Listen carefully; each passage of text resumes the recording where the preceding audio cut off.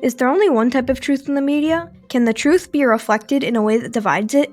Is truth the most important thing in the news, and how can we find it?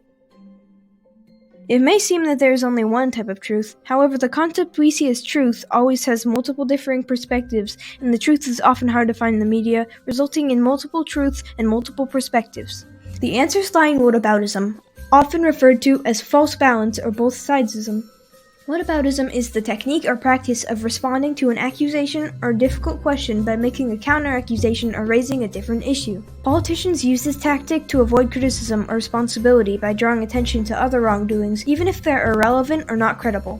So like a politician could light a house on fire and say, "Hey, what about that guy who littered that one time? Isn't that bad too?" Whataboutism is tricky because it still presents the truth, and it's hard to refute because what's worse of an action is different to everyone. But it's important to remember that someone else's wrong actions don't make up for your own, and trying to compare your action to something completely different shouldn't allow you to shrug off responsibility.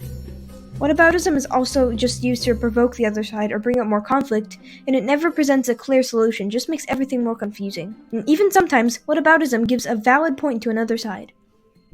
To find the truth, first, let's look at the history of whataboutism. Whataboutism was a Soviet tactic used in the 1940s, and the term originated in the UK and Ireland in the 1970s, often used as whataboutery at the time. This way, when someone points to something else, it could be dismissed as simply whataboutery and discarded. It was used heavily by the Soviet Union and even Russia, with people calling it things like Russia's favorite tactic and the Soviets' go-to weapon. It's still used today by political figures such as Donald Trump and Vladimir Putin, using other people's, or should I say other countries' wrongdoings as defense for their own. So how can we decipher what's true or not? You should first identify when whataboutism is being used, and then decide for yourself if the actions being compared are fair to be balanced. Arson is much different than littering, so this situation wouldn't be valid to compare. And if the actions are fair to be balanced, then maybe you should take into account what the other side has done.